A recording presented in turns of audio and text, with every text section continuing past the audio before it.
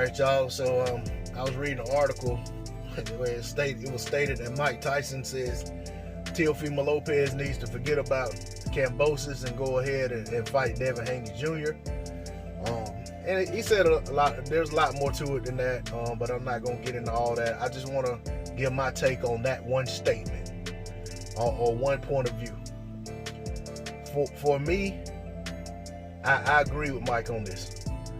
I think that if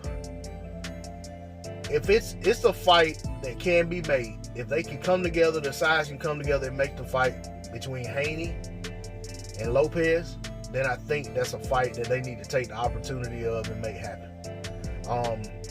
The Kambosos fight will be there should Teofimo Lopez beat Haney.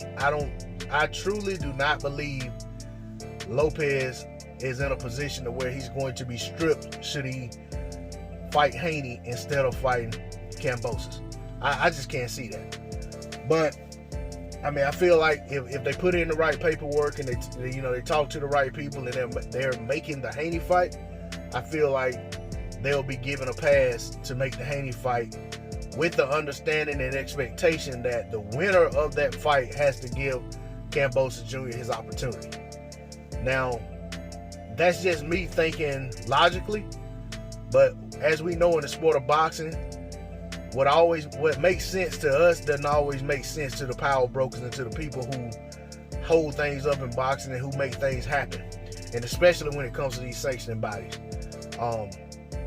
If it makes sense and it's right, a lot of times it's not going to be right to them. But I'm a fan of the best guys trying to get together and fight the other best guys. I'm not going to sit here and just write Kambosos off and say that there's no way he's a top level guy and doesn't deserve to be in the mix. The guy's put himself in position to earn his shot. I want to see him get his shot.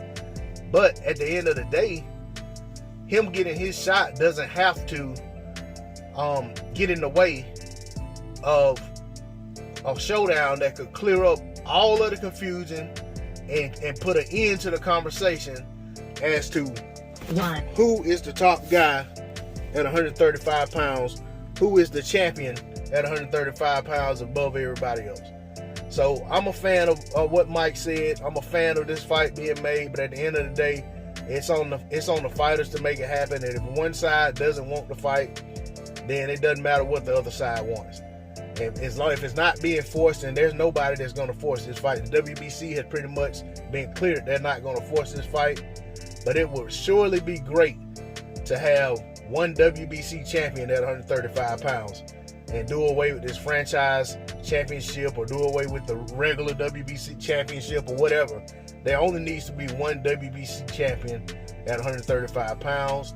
In fact, I also feel the same way about the WBA. I wish the WBA would go ahead and do away with their regular and super status in these sanctioning bodies and just go ahead and roll with one champion and let the other guy, if whoever the WBC regular guy can be the interim, and then the interim guys can just be a mandatory, whatever the case may be. I don't know. But I think it's just too much confusion with the belts.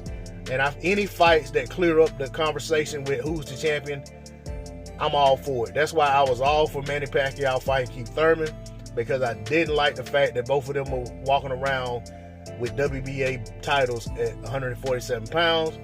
But no sooner than that got cleared up, they let another bout take place for somebody else to get the regular title at 147 pounds. So we're right back to two WBA champions at 147, which is ridiculous. And it's the same way throughout a lot of weight classes. But that's all I got to say on the subject. D-Lo404 Boxing. Please like, share, comment, and subscribe. I keep getting phone calls, so I had to go ahead and dog this one off. I'm out. Peace.